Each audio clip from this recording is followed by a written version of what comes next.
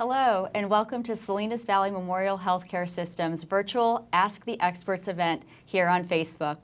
My name is Christiana Kearns, and I'm the Senior Administrative Director of Cardiovascular, Pulmonary, Sleep Medicine, Nutrition, and Rehab Services at Salinas Valley Memorial Healthcare System. It's February, and that means it's Heart Month. It is my pleasure to introduce you to our expert cardiac electrophysiologist, Dr. Harlan Grogin. Thank you, Christy. Dr. Grogin, thank you so much for being here today. Dr. Grogin joined Central Coast Cardiology and the medical staff at Salinas Valley Memorial Hospital in 1995. He established our cardiac electrophysiology program, and he is also the medical director of that program and cardiac rehabilitation services. Today, Dr. Grogin will be focusing on atrial fibrillation with ablation and on the Watchman implant. The Watchman device is an FDA-approved device which is permanently implanted in the heart to help reduce the risk of stroke. Salinas Valley Memorial Hospital was the first hospital in the Tri-County area to provide this service in this non-surgical procedure. For those of you watching, if you have any questions throughout the presentation, please use the comment box below, and we'll dedicate time at the end of the presentation to answering your questions. All right, Dr. Grogin, take it away. Thank you, Christy, and thank you everybody for being with us today. Happy Heart Month and happy Valentine's Day this Sunday. The first topic that I'd like to talk to you about today is something called atrial fibrillation, which is the most common abnormal heart rhythm that a heart electrician or electrophysiologist deals with. So in our first slide, we have a cartoon of what atrial fibrillation is. Atrial fibrillation basically is an electrical problem of the heart. So the heart muscle pumping is okay, just like your car engine is working fine. The gas is getting to the engine, so this has nothing to do about the arteries or the blood getting to the heart muscle. So what atrial fibrillation is the wiring of the heart. People can go too slow or too fast or both. It just depends upon what the problem is. In atrial fibrillation, in the slide on the left, you can see there's the metronome for the heart, the sinus node. The sinus node keeps the rhythm for the heart, sends an impulse down to the middle. From the middle, it goes down to the bottom. So if you look at the heart, when you're in a normal rhythm, the top and bottom work together as a team in a one-to-one relationship. There's teamwork. In atrial fibrillation, as you see on the right, the top part of the heart is going kind of crazy. The top part of the heart is going 300 or 400 beats a minute, and every little muscle cell is working on its own, and so the top is going kind of crazy, and the bottom is going kind of crazy. This chaos or loss of teamwork between the top and bottom part of the heart causes the symptoms that people can get with atrial fibrillation. The symptoms that people get with atrial fibrillation can include getting dizzy or lightheaded or short of breath or just feeling anxious and not feeling well. What causes atrial fibrillation? And atrial fibrillation is a very common abnormal heart rhythm. Probably about 10 or 15% of the population over the age of 70 have it. So as we get older, it's a natural problem to have this atrial fibrillation, this arrhythmia. It can be caused by multiple things, as demonstrated in the slide. People can have heart failure, they could have lung problems, they could have valve problems, coronary artery disease, high blood pressure, something called sleep apnea. Unfortunately, it's also exacerbated by too much alcohol. So when you treat atrial fibrillation, you can't just treat one of those things, you have to treat all of them. It's a multifactorial process. The other important thing I'd like to talk about with atrial fibrillation is that it's kind of develops over time and gets worse over time. So when people start having their initial symptoms or documented arrhythmias of atrial fibrillation, it's called paroxysmal atrial fibrillation. It's usually just lasts 2 or 3 days. It can go away by itself. And a lot of times people feel irregular heart rhythms. They're not sure what's going on, and then it goes away. So when atrial fibrillation is in its infancy, the top part of the heart is usually normal in size, and atrial fibrillation episodes can be brief. Over time, atrial fibrillation progresses. So episodes last from seconds, they start lasting hours or days or weeks. This is persistent atrial fibrillation. And when you're in atrial fibrillation and it's persistent, it doesn't just go away by itself. Sometimes people need a cardioversion where they're shocked back to a normal rhythm, or they need drugs, they need medical therapy to return them to normal sinus rhythm. And again, over time, if the top part of the heart is going kind of crazy, the atrium gets bigger and you get more scar tissue in the top part of the heart. That leads to more persistent atrial fibrillation. And if the persistent atrial fibrillation is not dealt with, then you get more scar tissue and the top part of the heart gets even bigger. And then you can wind up being in permanent atrial fibrillation where you're in it all the time. So again, I would like to address the problems with atrial fibrillation. And one of the things that we'll come back to later when we talk about the Watchman procedure, the most frustrating thing about atrial fibrillation is that the risk of having a stroke. So again, when you're in a normal rhythm, the top and bottom work together as a team, and the top muscle is pushing the blood to the bottom. When you're in atrial fibrillation and every little muscle cell is working on its own, the blood can kind of sit around, become stagnant, and get a little clot. If that clot goes to the bottom part of the heart and then gets squeezed out, you can have a stroke, which is the most devastating complication of atrial fibrillation. So to prevent people from having strokes from atrial fibrillation, we try to prevent them from having strokes by putting them on blood thinners. The other problem, as I mentioned, with atrial fibrillation besides strokes is the symptoms that people get from losing the teamwork between the top and bottom part of the heart. Sometimes people are not even aware of their atrial fibrillation. They actually have no symptoms. And if people are in atrial fibrillation for a long time and not aware of it, they can actually present with a stroke because since they were never aware of their atrial fibrillation, they get clots and then present with having a stroke, and they never even knew they were in atrial fibrillation, which is obviously very frustrating. And some people, if they present very late in their atrial fibrillation and they're doing well, we just try to control the heart rate so the heart muscle doesn't get weaker over time. And we control the heart rate so it doesn't get weaker. And we also put them on blood thinners so they don't have a stroke. But the major reason we see people with atrial fibrillation is that they get symptoms. As I alluded to before, people can get dizzy or lightheaded, short of breath, or feel anxious. So we want to get those people back into a normal rhythm. There are two ways of getting people back to a normal rhythm. One is with antiarrhythmic drugs, pharmacotherapy. The other procedure, which I'd like to talk about, is something called catheter ablation. Drugs or pharmacotherapy for atrial fibrillation, at best, works 50-50 at the end of 1 year. So they're not very effective in the long run. And even if you do take drugs, and there are many antiarrhythmic drugs, even if you do take drugs, you still have to take anticoagulation to prevent you from having a stroke.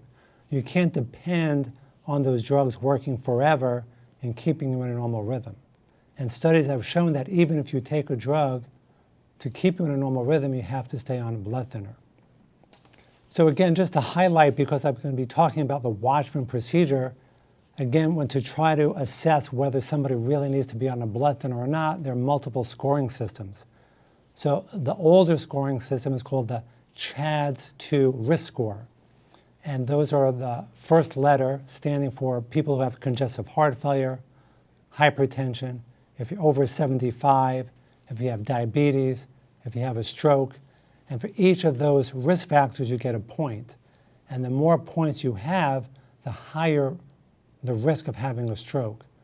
So if you're 75 and have a history of hypertension, your risk of having a stroke is probably at least 3 to 5% per year if you don't take any blood thinners. Whereas if we put you on a blood thinner, the risk of having a stroke is less than 1%. The CHADS-2 risk score was actually updated a few years later to become more encompassing, and that's called the CHADS-2 VASC score. And there are a few other items that were added to it to make it more comprehensive, such as if you're over 65 rather than 75, if you have other vascular disease like a heart attack or high cholesterol or other vascular, peripheral vascular disease, or if you're female. Sorry about that, but those are the data, the science. Also, obviously, when you're put on blood thinners, there's a risk of bleeding from the blood thinner. So there are the pros and cons, risk versus the benefits when you put on any medication. When you put on a blood thinner, it's great that it prevents you from having a stroke, but there's also the risk of bleeding. And those are the risks of increased bleeding, again, if you have hypertension, high blood pressure, if you've had a previous stroke, if you're older, or you have other drugs like non-steroidal, for arthritis or something like that. So there are recommendations out there for people who need blood thinners. So if you're young, if you're 35, 45, or 50, and you don't have any risk factors, you don't have high blood pressure or valvular heart disease or diabetes, theoretically your CHA2DS2-VASc score is 0. The chances of having a stroke is very low, then people can be treated with aspirin. But again, the point I'd like to make is once you have more than 1 or 2 points, if you're over 65, have high blood pressure, if you have sleep apnea or any of those other causative agents for atrial fibrillation, you would benefit from being on a blood thinner to prevent you from having a stroke. So again, in summary, when we approach people with atrial fibrillation, again, one of the most important things is deciding whether people need to be on anticoagulation. And I just wanted to make sure that we emphasize that, and we'll come back to that again. And now I'd really like to talk about the best way to keep people in a normal rhythm, or what we call rhythm control. So ways we have of getting people back to a normal rhythm are putting them on drugs. And if the drugs don't work, we can shock them, like we've all seen on TV. They run up and say, clear, and they cardiovert people back to a normal rhythm. So that's what a cardioversion is.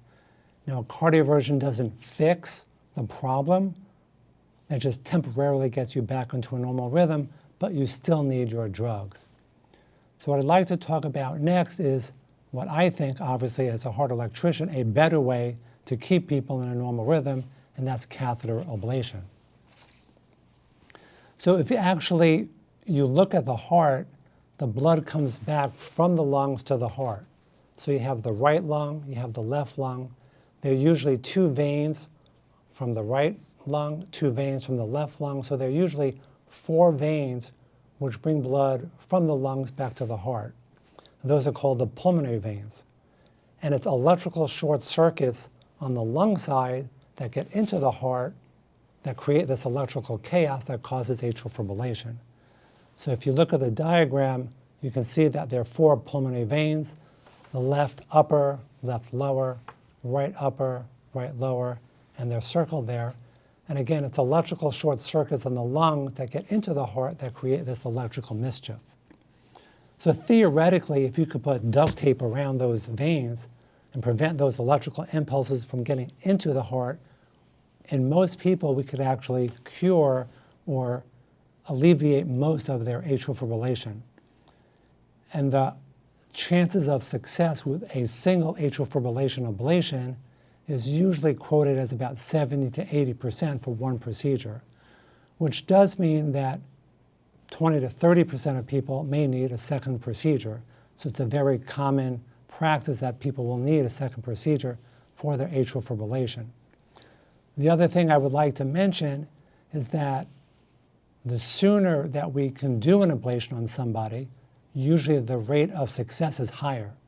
So in other words, if you can do an ablation when the left atrium is normal in size, when the atrium is still, like for paroxysmal atrial fibrillation, the risks are much higher than if you wait until there's more scar tissue, or if the atrium is bigger for like permanent or persistent atrial fibrillation. So if you can get to a patient within the first year of their diagnosis of atrial fibrillation, they'll do much better with an ablation than if they don't have it. So in other words, what I'm trying to say is, if you have people who have atrial fibrillation, you can either have an ablation, especially if it's early on in the course, like if they're paroxysmal, or you can not have an ablation. And the people who have the ablation do better in the long run with less atrial fibrillation, less symptoms from their atrial fibrillation, less hospitalizations. Now, I'm not going to say the data do not support. I can't say you will live longer or never have atrial fibrillation again. But for people who have symptoms, the data suggests that doing the ablation sooner is much better for those patients. So I'd like to go back to the risk of having a stroke with atrial fibrillation, and I'd like to talk about the Watchman device. Now, as I mentioned, with atrial fibrillation, we want to prevent people from having strokes, so we put them on blood thinners. And those blood thinners, as I said, also can increase the risk of bleeding. And so it's always a double-edged sword. We want to prevent strokes, but we don't want people to bleed.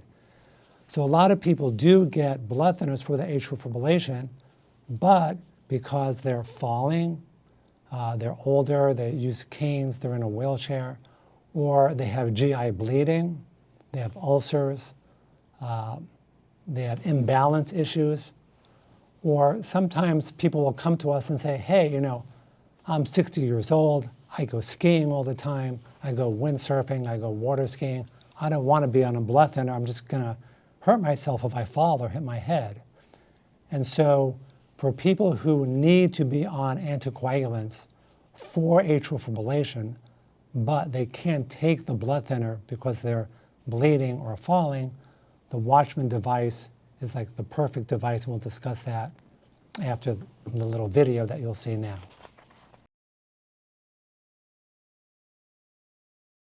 So as you see in this picture, you see the left side of the heart on your right side of the picture, and that's called the left atrial appendage. As I mentioned before, the left atrial appendage is sort of like a little pouch. And so if the top part of the heart is not squeezing well, you get little blood clots that form in that pouch and then get into the heart and then can go and cause a stroke if it goes to the head. So if we could sort of isolate that left atrial appendage, if we can prevent those little clots from getting out of the heart, then we can prevent you from having a stroke. So what this procedure is we go into the heart, as you saw, and we put in this little kind of an umbrella mesh device that's made out of nitinol, and we put it in that left atrial appendage. It gets covered with tissue over the next 45 days, and then after 45 days, we go back and take a picture or a transesophageal echo to make sure that that left atrial appendage is entirely sealed off. And then once we know it's sealed off, we stop the blood thinners. After 45 days, you can come off of the blood thinner, and then you can be on aspirin and Plavix for about 2 months, and then aspirin only. So on the next slide, again, I just want to go over the indications of the Watchman device. Again, if you can't tolerate blood thinners, like Coumadin, Xarelto, or Eliquis, which are excellent blood thinners, but you can't take them, I think the Watchman device is indicated. And as you see, again, to get a Watchman device, you have to have a CHADS-2 or VAS score of 2 or 3 or more. But again, because of bleeding issues, because of falling issues, because of lifestyle activities, people decide that they are not good candidates for long-term anticoagulation. And then on the last slide, again, you can see that little Watchman device goes in that appendage, closes it off, and thus we don't need anticoagulation anymore. The procedure itself takes about an hour. We usually keep people overnight, again, just to make sure there are no bleeding problems, and then they go home the next day. So I think that if I had to just sum up my bullet points for atrial fibrillation, I'd like to just make people aware that there are stages of atrial fibrillation. There's paroxysmal, more persistent, and then chronic or permanent atrial fibrillation. I think for patients who really want their atrial fibrillation cured or to have less symptoms, then you really want to deal with it sooner rather than later. And the effectiveness of catheter ablation for atrial fibrillation is highest when you get to it within the first year, and it's really a great procedure for people who are symptomatic. They may need a second procedure, but I think clearly those people with symptomatic atrial fibrillation do better with an ablation than rather drugs alone. It's also indicated in patients who have heart failure, and there have been studies that have been shown that for people who have heart failure and atrial fibrillation, there's a better chance of getting those people back to a normal sinus rhythm and keeping them there if they have an ablation than if they don't. And lastly, with the Watchman device, again, for people who can't tolerate blood thinners or for lifestyle reasons, a Watchman device is a great and very satisfying procedure to do. We've done these procedures on people who are in their 60s because of lifestyle reasons. We've done these procedures in people who are 90 and 95 years old and can't tolerate blood thinners for multiple reasons. And the Watchman procedure itself is also getting safer and safer. They're coming out with a newer generation of the Watchman device, which has just been FDA released a few months ago. So Christy, I think I said a lot in just a short time, and I'd be delighted to answer any questions that people would like to ask. Excellent. Yes, we actually have a question from the audience. Lisa Sieniki, I hope I didn't destroy your last name, Lisa. So she says that, the first time she learned about the Watchman device, she was completely blown away, and she's wondering, does it ever dislodge? An excellent question. I don't know how well you can see this little device here, but the Watchman device, like I said, if you can imagine an umbrella that opens up, and then the umbrella prevents the clots from getting out into the left atrium and then out of the heart. But they're kind of little spikes that hold that Watchman device in place. And when we put in the Watchman device, we actually have multiple measurements. And like you're alluding to, does it ever come out? Well, not everybody has the same size left atrial appendage. So the left atrial appendage devices come in multiple sizes, anywhere from 21, 24, 27, 30, 33 millimeters. And so we make multiple measurements during the procedure and to find the right size of the device. Once we put in that device, we do actually pull on it. It's called the tug test to make sure that that device is stuck. So once it goes in, the chances of its dislodging are extremely rare. Hopefully that answers your question. Excellent.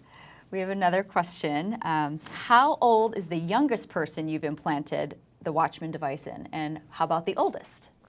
Well, again, as I mentioned before, I've done people as young as 60 years old because of lifestyle choices. They're competitive triathletes, cyclists, and they ski, and they just don't want to be on blood thinners, period.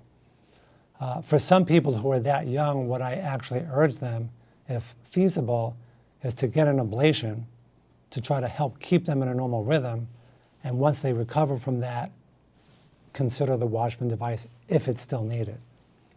The oldest person, we do multiple people in their 90s, and I think we've done somebody 95 or 96 years old. They were out of the hospital the next day, walking around. Again, I just want to emphasize that for 45 days, people do have to go back on their blood thinners. And then 45 days later, we do go and look with a transesophageal echo just to make sure that that device is functional. In other words, that that left atrial appendage is entirely sealed off, and then we can stop the blood thinner. So also, if a person has already suffered a stroke, are they still a candidate for the Watchman implant? Yes, the question is, again, if people have a stroke, are they still a candidate for the Watchman device? Now, sometimes people have strokes because they bleed into their head. And so clearly, a lot of people don't want to go back on a blood thinner because they're afraid they're going to bleed in their head again. And so also people who have strokes and put on their blood thinners, again, they still wind up with those issues. They can be falling, their lifestyle choices, they don't want to be on the blood thinner. They have bleeding issues. So once people do recover from their initial stroke, we do go back and do the Watchman procedure so that eventually we can get those people off of anticoagulation. I should just say that some people say, oh, can I get a Watchman device? I'm on blood thinners and I don't want to be on them. but the reason why they're on blood thinners is for another reason besides atrial fibrillation. So in other words, if people have a mechanical heart valve, they need to be on the blood thinner for that valve, not because of the atrial fibrillation. Or if people have blood clots in their lungs, pulmonary emboli, or if they have clots in their legs, a DVT, unfortunately, the Watchman has nothing to do with those indications.